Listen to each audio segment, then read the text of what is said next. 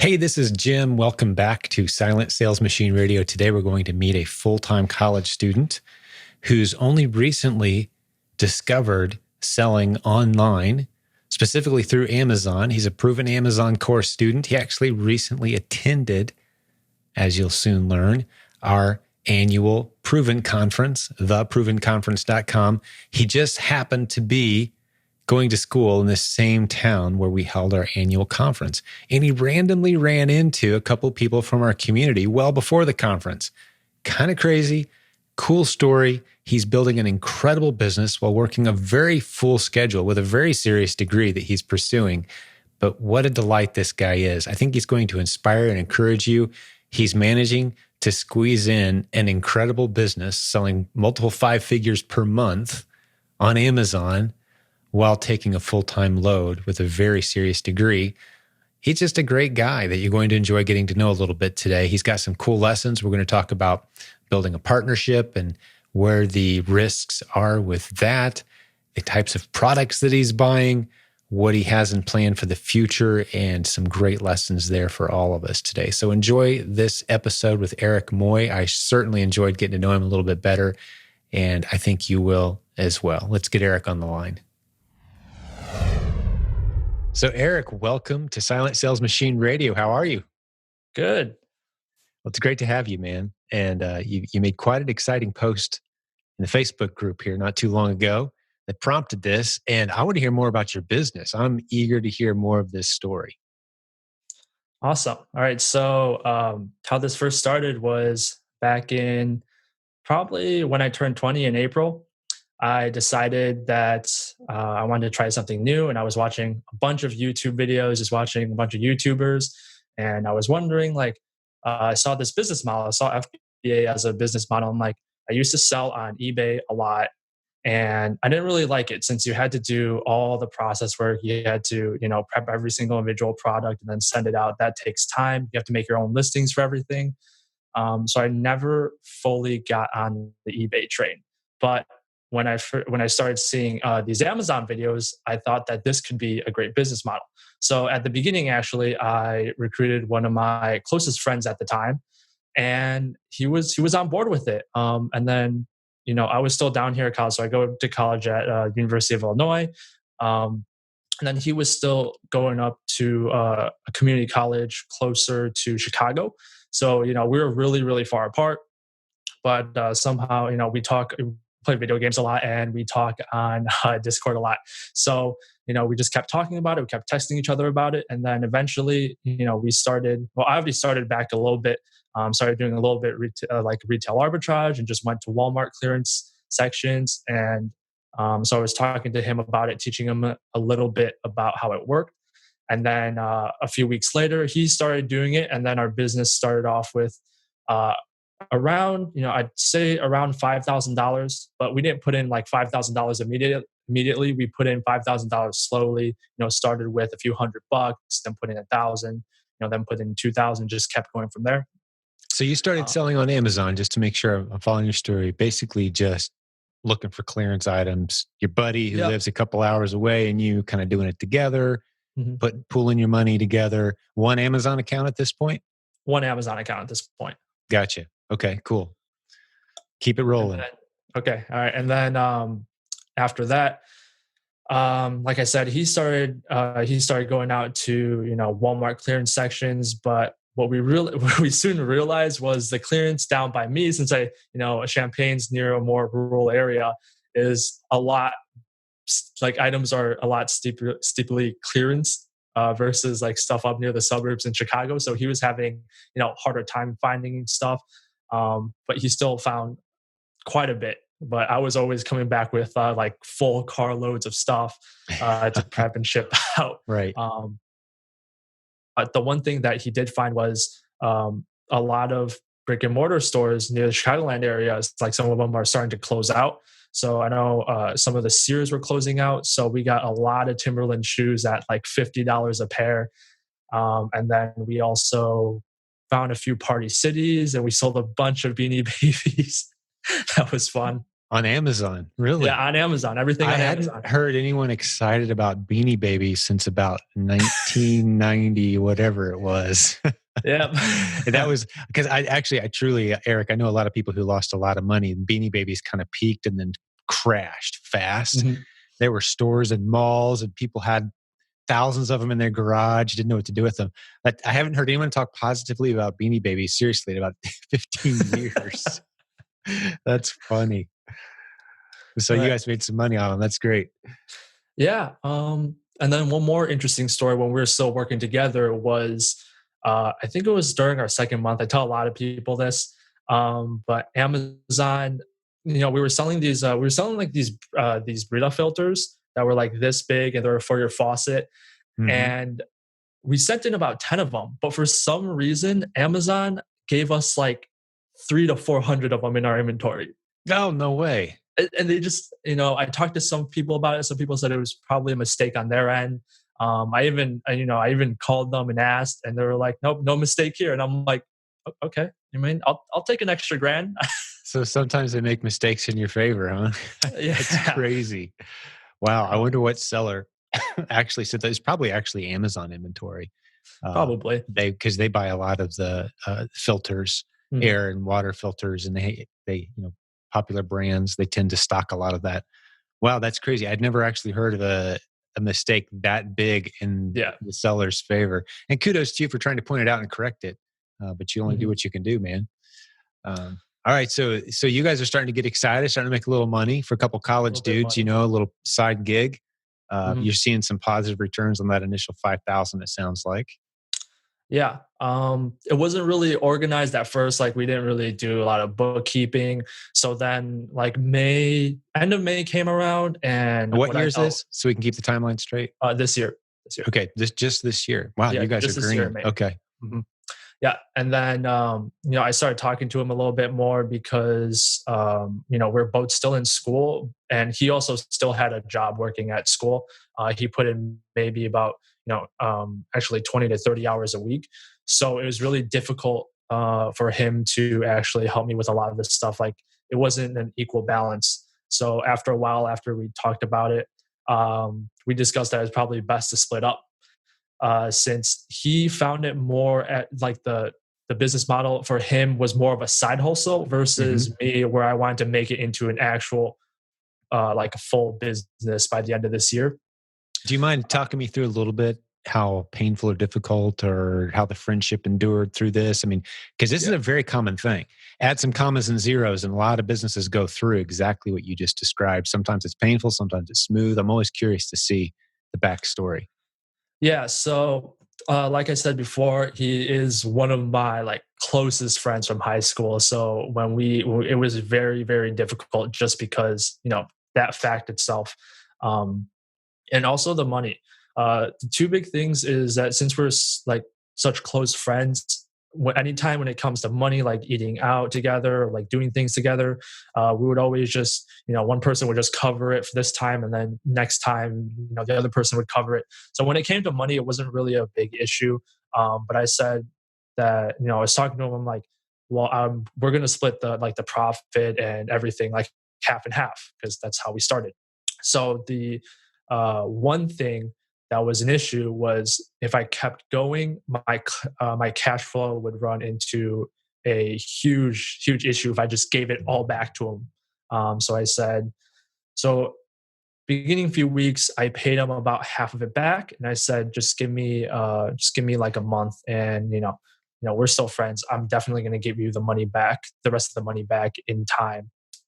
Um, so a few months, well, not a few months, only a month had passed during after our initial separation, and I was paying him back, and I said, "Hey, can you do me a favor and give me like one extra month because it's really hindering my cash flow?" Giving him basically half of every single time, like Amazon's payout, and at the time, like I was still using credit cards, so it was really difficult for me just to cut it in half. And this is where he got a little bit annoyed. I got like a text message saying like, "Hey, like I kind of need the money now," and I understood where he was coming from because again, it was his money, but at the same time, Amazon holds payments, like half that money is still there. Some of his inventory was still in there. But he did me the favor. He took out most of what he bought, and I think he sold it on eBay, or he actually started his own Amazon account and did it there. So overall, the split wasn't too painful. Like we still talk, we still play video games together. So that's good.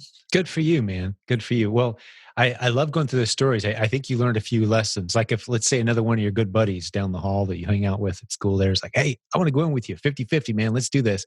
Would Mhm. you have a slightly different approach and a slightly different answer at this point than you did when you first got into it with your good friend? Yeah, I would Learn some hard lessons? learn some hard lessons. I definitely shouldn't have written up. What did they call it? I don't remember. Did you have to It's a write up contract agreement. like Yeah. that initial agreement for the business, how it Sure. operates? Sure. Sure. That wasn't written up because it was everything was so new to me, and I was just Yeah. trying to Yeah. learn everything. Just kind Yeah. of skipped that part, but Well, that's there's something I a, would. do you ever listen to any Dave Ramsey? Do you know who he is? Yeah, I listen to Dave Ramsey a He lot. says, you may have heard him say the one ship that won't ever sail is a partnership. You ever heard him say that? You've got to be very, Yeah. very careful. The best partnerships are when the two parties bring completely different skill sets and have completely different responsibilities. Because if those overlap at all and you're trying to split it down the middle, now you're going to have trouble. There's no such thing. Like in a good marriage, 50-50 doesn't work. Good Yeah. friendship, 50-50 doesn't work. Partnership, same thing.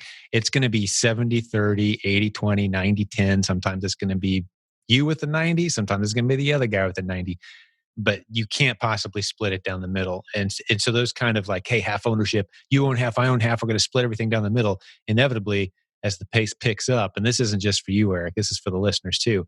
As the Mhm. pace picks up and a lot of work starts to pile up that no one wants to do, and someone's got to do it anyway, there's going to be resentment. And you have to just be super careful about those arrangements. What I like to see in these type of if you guys had come to me and said, "Hey, we're going to do this. We're buddies. We're going to do this together," I say, "Okay, one of you guys is the business owner. You're responsible. The other guy's getting paid hourly plus a commission if things start to work." That's what I would have advised. And that way, as the business grows, you both benefit. If it tanks, no hurt feelings either way. So I love to see these kind of, hey, let's work together, let's do this. But someone has to be the owner that takes responsibility and the primary benefits as it grows. And the other guy's kind of working for and with him. That's just the way. That's just the way I advise on new businesses, especially. But that's a little divergent from the path we were planning on, but hopefully that's useful to you, Eric, and to the other listeners too today. This is one guy's take on it, but I think there's some wisdom there, and you've learned a hard lesson early on that's going to serve you very well the rest of your life too. Yeah, So definitely. well done, man. Well, keep me going through the story because at this point we're just talking about 7 months ago type stuff, man. So you're Mhm. pretty new to this. Yeah. So after that all blew over, so how this how I was able to go to the Proven Conference was actually quite an amazing story, and I think Tasha tells people a lot about this story because it was just so inspiring of how I even got into this community. Um, so while this split was happening with my friend, I don't remember which month it was exactly, um, but um, I was at Walmart, and I was just scanning for items, and then uh, oh god, I'm so sorry. Why could, You forgetting a name? yeah, name just blew. I don't know why That's all right. It'll pop back in your head, man. Keep telling the story. Someone from our community, male or female? female. Female. She's really Okay. big. I don't know why. I just see Kate? her all Was the it time. Kate? It was Kate. It was Kate. There we go. I'm sorry. Okay, I remember it from the Facebook post. Yeah, There we yeah. go. I don't know why. It's just We love you, Kate. yeah. So sorry. No, dude, it's a lot of new names and faces. She's not going to care. I know her well. Yeah, no, She's if I've seen her she'll get a like good over the laugh last out of month. this. Yeah. um, yeah. So I met Kate at Walmart. I was just scanning stuff, and she came up to me and just asked, "Hey, are you an Amazon seller?" And I'm like, "Yeah." And my girlfriend was next to me, and I was just scanning stuff. I was just looking for items. And the amazing thing was, she asked me, she's like, "Hey, have you ever heard of reverse sourcing?" I'm like, "No, what is that?" And then she tried to show me what it was, but at the time, it made absolutely no sense to me. I'm like, Yeah, I hear you. The first time, So like, that just reverse completely what? blew over my head. Yeah. But the one thing she did do was she added me to the My Silent Team Facebook group. Cool. Um, so for a while, well, still now, I just lurked on there basically, and I just kind of read posts, Mhm. and I wasn't really sure what was going on in that group. And I was more active in another Facebook group until one day. This is probably just before the Proven conference, probably a month before the Proven conference. Um, then what ended up happening was I was doing one of my shipments, and this was time when FedEx was still a partnered carrier, and I was sending out one of my shipments, and then a week later I get my shipment back. It was a bunch of like there's some Play-Doh stuff, there's some like canisters and stuff like that, and I get my shipment back to my door. No, actually, it went back to my old apartment. So I moved, but it went back to my old apartment. So I had to break into my old apartment to get my box. And then it's all damaged. I don't know what happened to it. The box is completely crushed. Like the Play-Doh, like it fell out of the packaging and it got jammed into like another product. It was a mess. It was a mess. Like a But by the rejected time, shipment, Amazon sent it back? Is that what you're saying? I don't think Amazon sent it back. I was looking at the log. I think FedEx realized it was too damaged. FedEx smashed it and sent it back to you. I got you. Yeah, they sent it back to me, and I started contacting them. Like, can I, is there any insurance on it? But they wouldn't budge, and I'm like, okay, well, worst comes to worst, we got to do something about this because there's a few $100s worth of items in here. So then I decided to list it up on Facebook Marketplace. And then a few days pass by, a few people ask me to buy the items, and then I get this message from Tasha, and she's like, I was really confused. I thought it was a scam at first. She was just like, "Hey, are you an Amazon seller?" Because in her mind, why would anybody have a crushed FedEx box that's like has all this stuff in it if you're not an Amazon seller? And I'm like, yeah. And then Uh, she started talking to me about the Proven conference, and I'm not gonna lie, like I said at the beginning, I was very very skeptical. I'm like, why is this conference happening in Champaign? This is such a random place, or Urbana. This is such a random place for it to happen. that's Um, funny. Like right in your backyard. yeah, right in my backyard. And it's very fortunate that it did happen there. So basically, I went on scholarship, and she talked me through all the details and stuff like that. And even then, even after she got me like a ticket to go, that day I was still skeptical. I'm like, oh, just nervous the first time going to a conference. I'm not sure what to expect. Not sure the people that I'll be meeting. Um, but the night before, I got to meet a bunch of wonderful people at a dinner. So that calmed me down a lot. And the next day, I was able to attend a few of the sessions that really resonated with me. Um, and yeah, that was basically most of the story. That's And then amazing. Well, yeah, so you randomly ran into two people from our community that yeah, individually hmm yeah. they They didn't weren't know about me. coordinating. Just to connect a few dots for the listeners here today, this is pretty incredible because yeah, we're a big community, but not so big that you're going to run into us no matter where you go on the planet, kind of thing. Hmm. But they had no financial incentive at all No, to nope. assist you. That's just the type of community that we've created. It's an abundance mentality. We teach that, and we're intentional about that. When you run into someone else who's scanning and maybe they're an Amazon seller, you don't give them the cold shoulder and look at them as if they're a competitor. You say, hey, how's business? How's it working for you? Here's some strategies I'm using that are working really well. What strategies are you using? And we've created an entire community of people who aren't competing with each other. We're building businesses together.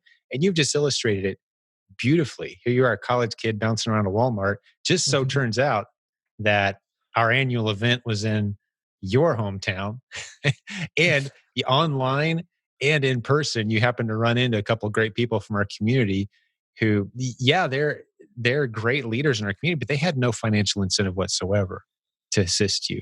It was just a matter of we love seeing people succeed. We understand how huge this opportunity is. We love talking about it. That's so cool. So I'd love to hear more of your impressions of the event as well, because I don't think I've heard that and what you took away from that and how business is going as of right now. And then we'll hear a little bit more about you too. Like, do you have an entrepreneurial background and that sort of thing? So those are some of the topics I'd like to hit as we start to wrap this episode up, but we still got a lot to talk about. Okay. Talk about the event. Um, so I actually wasn't there for the entire event because what day was it on? It was on Wednesday, School. It was Thursday. like, Yeah, it was yeah, it it was was it like, was during classes. right, exactly. So Thursday I did have off at the time, so I was able to attend a few of the sessions. I attended Jimmy's Replan course. Beautiful. Yeah, that course is, I mean, not his course, but his session. And then afterwards, Tasha introduced me to her husband, Jimmy, and a lot of other people. And then, from the Replan course, I was like, wow, this is eye opening. There's like a new method to do stuff, right? And Right. to actually make a stable business model from doing arbitrage. Yeah. So, you know, I'm not a really big fan of courses, but since I was actually able to talk to Jimmy about it, he was actually able to give me a few tips here and there about where some of my hurdles are, how to like get past them. I was like, okay, let's do it. $200 at the time, let's do it. Sounds like a very good course, and then I got it, and then never looked back. And then some of the other sessions, I think one was on mostly I want to say, okay, so I went to the private label, the easy way. And that was cool. And I think I might be looking into that in the future a little bit. And then the last one was more about advertising. I wasn't sure if I was there yet. So I was taking down some notes, but I'm still not sure if I'm able to reproduce some of the Facebook marketing and stuff like that. But it Yeah. was Hey, interesting. do you have access to the videos from the event? Sounds like you missed a good chunk of it with school and Uh, such. I don't think so. Dude, let's hook you up. Thanks for Okay. being a guest, man. You do now. We're going to hook you up so you can check out because you missed some really great sessions that I think would really help you out. And yeah, the replens stuff, we're super excited about that. We've got, I don't know if you've caught word of it. I'm certainly not trying to convince you to do this yourself, but I think some listeners today might be interested.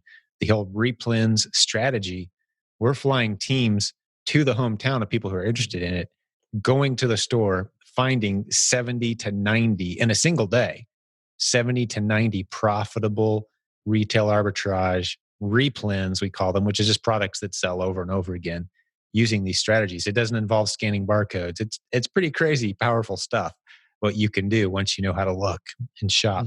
Mhm. Jimmy talks about, he probably said in that session, he'll spend up to 4 hours in a single aisle in a retail store. Managers will be like, what are you doing? Are you okay? You need anything? You got like two things in your cart and you're sitting there on your smartphone, with a battery pack attached to it. Like, nope, just doing some research. I'm good. And in the meantime, you're finding dozens and dozens of products that you can order and profitably flip. That's our replens training. Proven amazoncourse.com/replens, REPLENS is where the course is. But that's cool. So you've run into and met some really great people so far. Are you planning to join us in July 2020 in Florida? Made plans yet? I haven't made plans yet, but we'll Would love see. to have you there, Yeah, man. we'll How see in the about next few as days. another way to thank you for being on the podcast, man? It's on me. If you can come, the registration's on me. I'd love to have you there because you've only seen a small taste of what it's like to be part of this community. Love to get you down there for a couple of days, man. If you can get Awesome. down there, talk a friend or two into carpooling and make it happen, man. Okay. But so I want to hear a little bit more about your business. We haven't heard a whole lot of numbers yet, whatever you're comfortable sharing. And then a little bit about you because we kind of jumped right into your business story. So let's hit some numbers. Okay. Numbers wise, before the Proven Conference, I was doing about 10,000 a month, roughly around higher up on like about a 30 to 40% profit margin. And then Not bad after for a the Proven, college kid part time, man. That's really not bad cash at all. That's yeah, better than all your friends with part time gigs, working yep, at Subway and sitting at some desk in some dorm, right? I mean, you're killing their numbers. That's beautiful. yeah. So then after the Proven Conference, after I've learned all these new techniques, I got over like the hurdle because for the last few months I've just been stuck at 10,000. I didn't know how to get past it. One thing was time. Another thing was not having enough help. And then this last month, after my Facebook post, I reached 15,000, and then a few days after that, my 30 days reached 16,000. We're kind of hovering around there for now. Nice. Um, a little lower profit margin there from 20 to 25%, just because it's replens. It's not like I'm just getting amazing clearance deals as I was before. Sure. Sure. Mhm. And you haven't had your first December yet either. I haven't had my first December yet. It's gonna blow your mind, dude. It's gonna clean you out. Get ready to be bumping your prices up as stuff starts flying off the shelf. You're gonna set a new record in December, no question. You'll have, if you got the inventory to back it up, you really should, based on what you're telling me, have a 25, 30, maybe even a $40,000 December if you've got the inventory there. Mhm. So yeah, it's going to be huge for you. You're going to be you're going to be so hooked on this business model. I don't know how many classes you take and how many credit hours. Uh, each semester average about 16. Phew. I was a Yeah. I was a 12 credit hour guy. It took me 5 years to get out of there, man. But I was very entrepreneurial in school as well. Mhm. 16 credit hours, working this gig on the side. Still got time to hang with your friends. A flexible schedule probably feels like to you since you're young. No, But I don't have I don't have time. no, you I don't don't. have time to Okay, hang out with I'm my like, how friends. do you? Yeah, how do you even fit all Yeah. that in? Uh, It's just business and homework. I hear you, man. Well, kudos to you. It's a season of life. You're doing it the right way. Um, I don't know. What are you studying in school? I'm curious. Aerospace engineering. Aerospace, dude. So you're like one of these super smart guys with the high SAT scores, right? Well, I wouldn't say that. I wouldn't say that after realizing what I've done to myself after picking the major and coming into college. Oh, I'm talking about book Yeah. smarts, which can actually serve as a detriment. There's never been any study that I've seen that associates high IQ, high test taking ability with financial success. Actually, quite the opposite. So, it can end up taking you into some dangerous territory to be super smart, because really business success at the end of the day, Eric. And I don't want to preach something you already know. You may have heard us talk about it before, but it's relational. As you've experienced, like where would you be right now had you not run into Kate and Tasha? Like where would your business be? Arguably either flat or dying, right? But relationships are what's taking you to this step. Now, you've put in the hard work and effort and energy, but without those people stepping into your life at the right time, without you having someone you can ask these questions of, so really it's about relationships, and people with super high intelligence struggle with relationships. Mhm. So kudos to you for recognizing, hey, this may not be the, aerospace degree may have a hard time keeping up with the income potential building a business online. And you'll certainly have more flexibility. Hey, do both and your path will become very clear, man. I'm not trying to talk you into or out of anything, but it's certainly great to have options, man. So proud of you, proud to have you in the community. Tell us a little bit more about yourself. I don't know a whole lot about you. You had a great Facebook post. We'll stick that in the show notes for the listeners so they can go see what started all of this, because we had a lot of people really resonate with your story. And you were very gracious in thanking a whole lot of people from our community for Yep. helping you get down this path, which was a really cool post. I think the listeners will enjoy reading that. It'll be in the show notes, silentjim.com/podcast. Go to this show, look for Eric's show, and look for the notes. You'll see a link right to our Facebook group, right to that post that Eric made. But tell us a little bit more. I want to fill in some gaps on who this guy is we're talking to today, this young man who's got a bright future. Yeah. So my life, I've basically grown up in the typical Asian household where a lot of things are pretty strict. I'm an only child, so my parents love me very much, and sometimes care about a little too much of what I'm doing, but I love them for that. Um, and they push. So like I would say typical Asian, but my parents are both kind of more Americanized in a sense. So they gave me the freedom to do things, but I still had to take piano lessons as a kid. I took karate as well, and then the one thing that I appreciate a lot that my dad forced me to do at the time was go through Boy Scouts.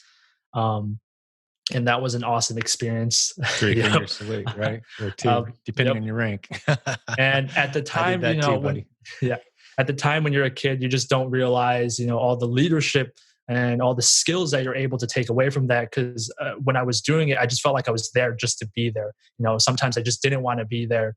But when you look back at it a few years later, you really recognize how much you take away from something just from Mm, the experiences.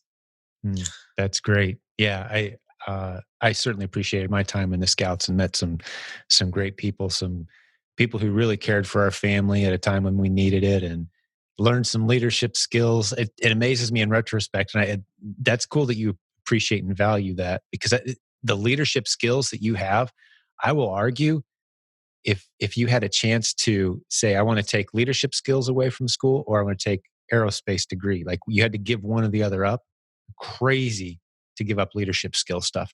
That's the stuff that's going to take you places.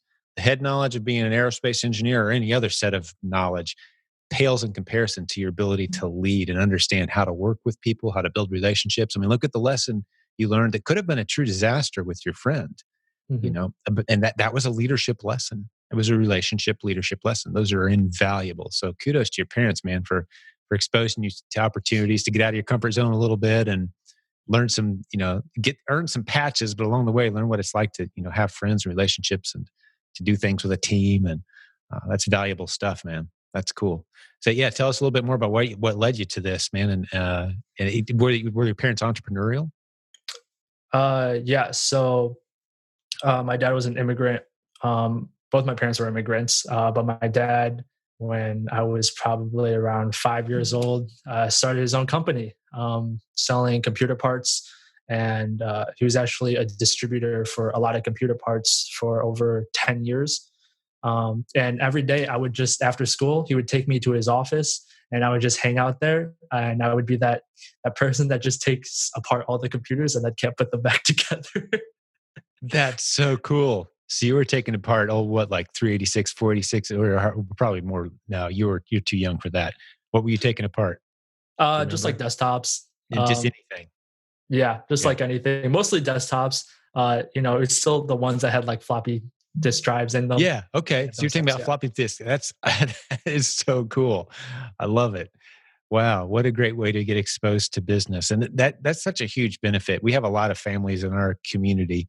There's a good 30 years difference in age here between the two of us. So some of this doesn't may not quite resonate with you, Eric, but some of the listeners maybe it will. That you've got kids around the house, they're just watching you with these boxes and the inventory and the responding to customer inquiries. That's valuable stuff. That's instilling an entrepreneurial spirit. This is what I do to serve others to make money, and that sounds like it filtered through your dad into you. That's a very valuable thing to put in a kid, and you have that instinct to jump on opportunity when you saw it. So cool, man. I really like your parents, from what I'm hearing so far. Well, tell us anything else that stands out that kind of inspired you in an entrepreneurial direction from your childhood. Besides just being in college and realizing that this isn't exactly the right path that I should be on, Hmm. because a lot of engineers will always say like, "Here's the salary amount. Like I'm gonna make $100,000 after I graduate," and I'm like, "But you're capping yourself. You're limiting yourself. You came to Mhm. school for money, not for the education." So then I thought to myself, well, I don't really like this path. I'm really coming here to be able to build long-term financial success, and I want to be able to grow past a cap. I don't want a cap on my life. I Good want for to you. basically be able to do whatever I want.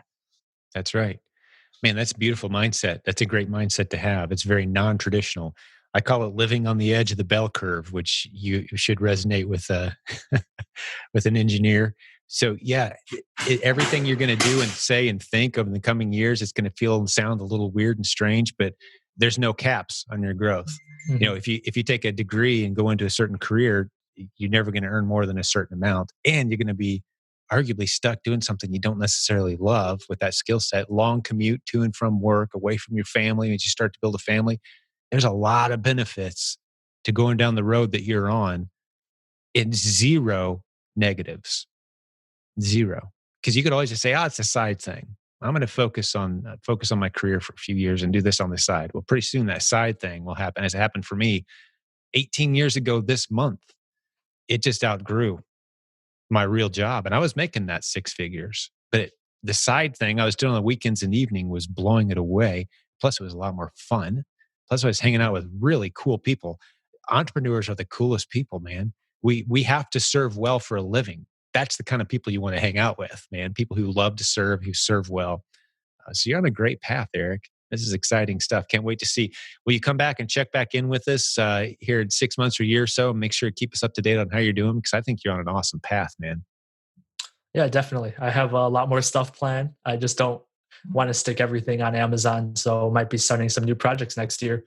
Beautiful. Love to hear more about it. Yeah, multiple streams of income. You know, we're all about that. This isn't just about selling products to strangers on Amazon around here. Hopefully, you've picked up that, and many others have as well, that there's multiple ways to use the internet creatively to build multiple streams, have true flexibility in your schedule, pursue your passions on the side as your time frees up. It's a beautiful life path that you're on, buddy. I wish I'd have been as wise as you are when I was 20. You got a great future ahead of you, man. So I appreciate your time, Eric. Unless there's any other little tips or anything else you want to share, I'm going to go ahead and wrap this episode up. Anything come to mind that you want to share with the listeners before we start to land this? Um, I don't think I have anything else. Just besides, if it's not going too well for you right now, just realize that this community is awesome, and I think, like you always said, it's what, like, only 10% luck and 90% hard work or something like that. Hmm. That's So right. just keep on working hard. That's right. Yeah, if you push through, this opportunity is tremendous. You're going to have to push through a few speed bumps, possibly. That period of intense focused effort I talk about sometime, when you're doing anything worth doing, it's going to take some effort and work. And this is no exception. But if you push through that, it's really an incredible opportunity. So thanks, Eric. I think you're going to inspire a lot of people with this interview and talking to the business building warriors who have joined us today. Thanks for hanging out and giving us some of your most valuable asset, your time. We appreciate that. We value that. We hope that you see a tremendous return for the time you've invested with us today.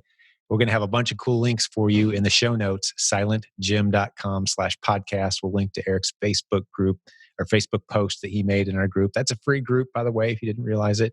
And some of the other resources, the Proven Conference. We're going to make Eric go, whether he likes it or not. We're going to figure it out, right, buddy? Get you down there, a car full of your friends.